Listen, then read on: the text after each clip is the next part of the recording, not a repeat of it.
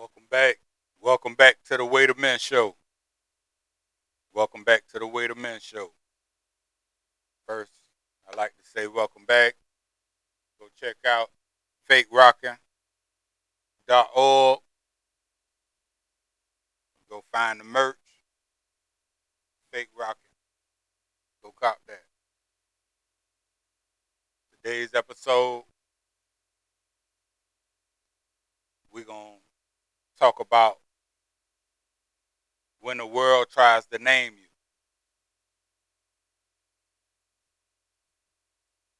The world will try to name a man before he ever gets a chance to name himself. Failure, criminal, average, too angry, not smart enough, just like your father. One sentence can be spoken over a boy in 20 seconds and follow him for 20 years because a label does not have to be true to become powerful. It only has to land in the right womb. Then one day, the man stopped fighting the name and start answering to it.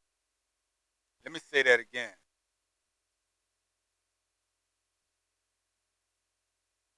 For all the people in the back. Then one day, the man stops fighting the name and start answering to it.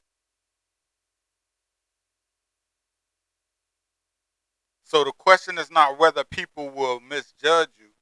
They will. The question is, when the world calls you by the name of your pain, will you keep answering to it? Tonight, we are looking at what happens when a man refuses the identity handed to him and becomes evidence that the label was never the truth. This is the way to men when the world tries to name you. Whoa, this is the way to man. Hold it and don't complain. Smile through the thunder rain. Won't let it show. He just carried it. He had nothing but reason now. What if every closed door was also a map? He needed to decide who he would be when he got out, not with noise, with evidence. Darius Cole, a man is not required to carry the name pain gave him. Not every weight a man carries is a bill, a job, or a responsibility. Some weights are names: troublemaker, slow, remedial, criminal, failure. Words placed on him so early and repeated so often that he begins carrying them as truth. Darius Cole was 12 years old when the world's name for him became impossible to ignore. Darius's mother, Renee, had chosen his real name carefully before he was born. Darius, a name she believed could hold weight, but other names came later. A teacher called him disruptive because he asked too many questions and had trouble sitting still. A counselor called him difficult to manage. His neighborhood quietly taught him what boys who looked like him were expected to become. And the absence of his father left a space Darius did not know how to name at all. Then Mrs. Perkins returned his 7th grade essay. Darius had written about his neighborhood, new buildings rising while people he knew were being pushed out, and something valuable disappearing without anyone counting the cost. The writing was rough, the thinking was not. At the top was a red D in the margin, not on grade level, consider remedial track. Darius folded the paper and put it in his backpack. He did not show his mother. He did not tell his brother Isaiah. He just carried it. That is what a boy does with a name he does not yet know he is allowed to put down. The path that followed did not feel like one decision. It felt like weather. At 13, Darius began spending time with older boys from the block. They paid attention to him. They called him sharp, quick, useful. Those names felt better than the one written in red ink. But being useful is not the same as being seen. At 15, Darius entered the juvenile system for the first time. At 16, he was present when something serious happened. What began as proximity ended as a charge. He had made choices. He was responsible for being there. But when the judge looked at him, Darius saw something familiar. The same flat certainty he had seen in classrooms. The look of someone who believed one moment had revealed the entire person. Darius was sentenced to 18 months in a county juvenile facility. The label had become a record. The record threatened to become a future. The facility was clean, cold, and built for containment. His mother cried when they took him away. Darius looked back once. Then he faced forward because he did not know what would happen if he kept looking at her. Inside, time became the heaviest thing he carried. For 3 months, he did nothing with it. He followed the rules, slept, waited. His anger had nowhere to go, so it turned inward and made him quiet. The world had named him. Now the silence was giving that name room to settle. Then on a Tuesday morning, a library cart rolled through the door. Mr. Okafor brought the cart every Tuesday. He did not preach. He did not force books into anyone's hands. He parked the cart near the wall and read his own book. Darius ignored him for 6 weeks. Then boredom moved him across the room. His hand stopped on a plain, dark cover. Narrative of the life of Frederick Douglass, an American slave. Darius had been assigned the book in school. Back then, he read 2 pages and stopped. He had no reason to continue. Now he had nothing but reason. He took the book back to his bunk. Darius read the book in 4 days. The first thing that reached him was Frederick's childhood. Frederick had been separated from his mother before he could truly know her. He did not know his father with certainty. Darius recognized the absence. But what held him was the way Douglass wrote about it. He named the wound clearly without allowing it to become the conclusion. Then Darius read about literacy. Sophia All began teaching Frederick to read. Her husband stopped the lessons and explained that literacy would make an enslaved person impossible to control. He intended to close a door. Frederick heard a map. If reading threatened the system holding him, then reading had to contain power. Frederick began teaching himself in secret. Bread traded for letters, chalk marks copied from the harbor, discarded pages turned into lessons. Darius lowered the book and stared at the ceiling. He thought about the D in the margin, the judge, the word pattern in his case file. Then a different question entered his mind. What if every closed door was also a map? Darius kept reading. He learned about Edward Covey, a man known for breaking the spirits of enslaved people. Frederick was worked, watched, humiliated, and beaten until he described himself as broken in body, soul, and spirit. After collapsing in a field, he walked miles seeking protection. He was sent back. No one was coming to rescue him. Then Covey approached him again with a rope. Frederick resisted. The fight did not end his enslavement. It did something inside him first. Douglass wrote that the battle revived within him a sense of his own manhood. Darius read that passage again and again. He understood the difference between their lives. He was not comparing detention to slavery. He was recognizing the internal moment, the moment a man stops accepting the definition forced onto him. Darius had been moving with whatever came at him, accepting names, mistaking attention for belonging, waiting for life to decide what he would become.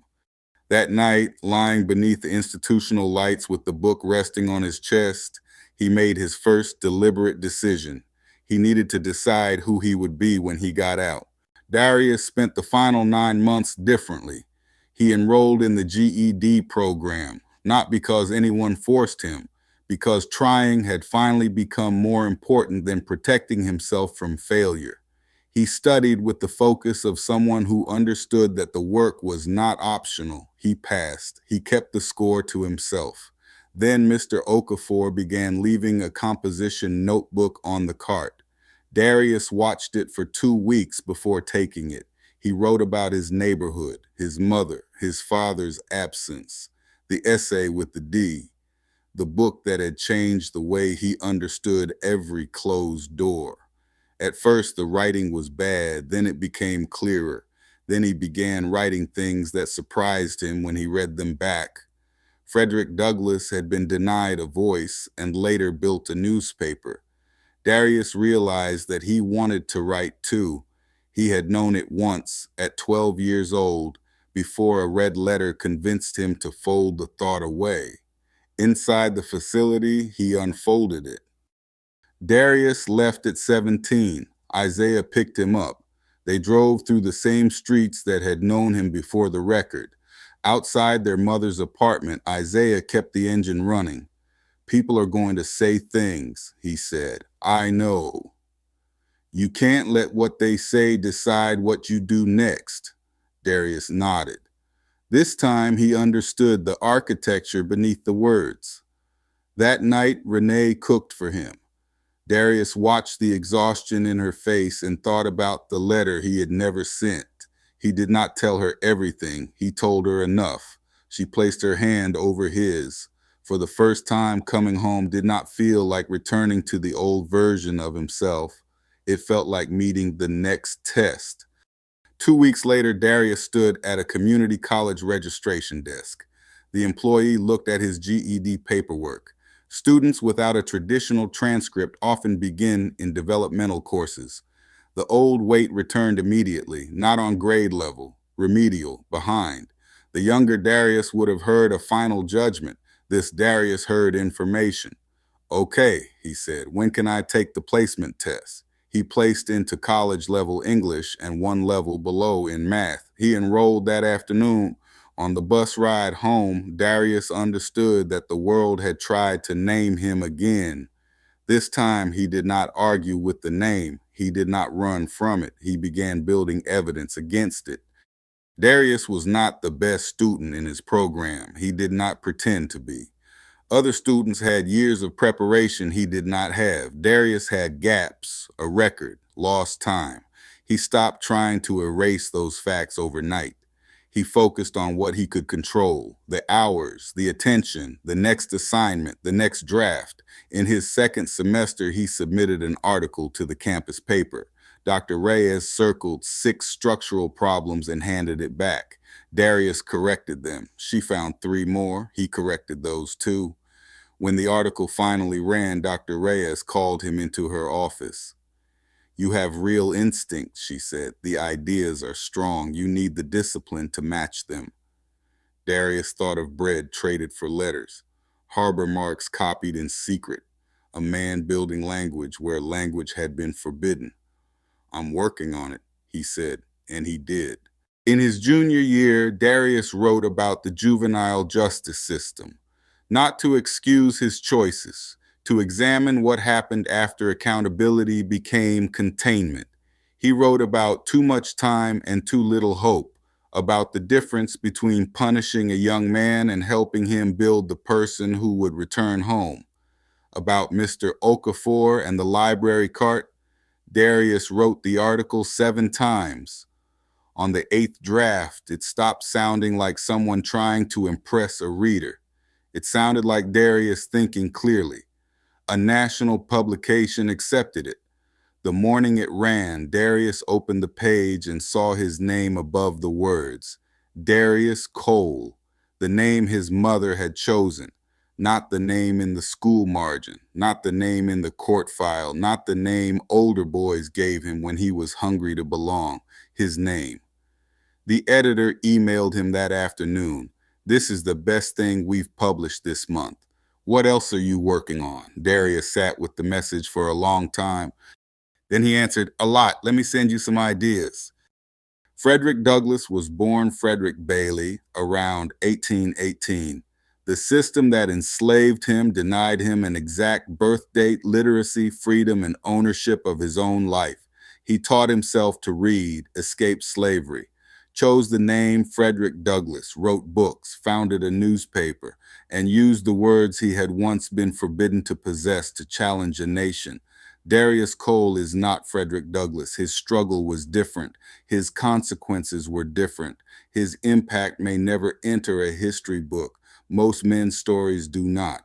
But Darius recognized something in Douglass that every man eventually has to confront. The world will try to name you by your worst moment. your record, your income, your father, your neighborhood, your weakness, your failure. The weight begins when you start answering to that name. Darius carried the words placed on him for years. Then he learned that a label can describe a moment without owning the man. He answered back, not with noise, with evidence. A test taken, a class completed, a sentence rewritten, a seventh draft followed by an eighth. Ordinary work done when nobody was watching. A man is not required to carry the name pain gave him, but the name he wants must be built. Day by day, decision by decision, draft by draft. That is how Darius stopped answering to what the world called him. That is how he learned to carry his own name. Not every weight is carried on a man's shoulders. Some weights live inside the name he believes belongs to him. The question is not whether the world will try to define you. It will. The question is, what will you build when you stop answering to it? This is the weight of men.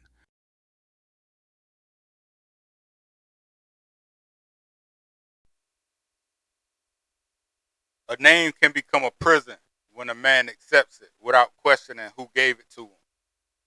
Some men are still living under words spoken by a parent, a teacher, a judge, a neighborhood, or a mistake they made years ago. They changed their clothes, they changed their address, they changed their life, but inside, they still answer to the old name. Frederick Douglass understood that freedom begins in the mind before it appears anywhere else. And the modern man has to understand the same thing. Your past can describe where you've been. It does not have the authority to decide where you finish. Your mistake is part of your story. It is not your complete identity. People may remember your lowest chapter long after you have begun writing a better one. Keep writing anyway. Answer the old name with discipline. Answer it with evidence. Answer it with the man you become when nobody is clapping. The world may try to name you, but it does not get the final word. And that is the weight and responsibility of men. What name did life place on you that you are finally ready to stop answering to? Leave it in the comments. I'm the weight bearer, and this is the Weight of Men show. Good night.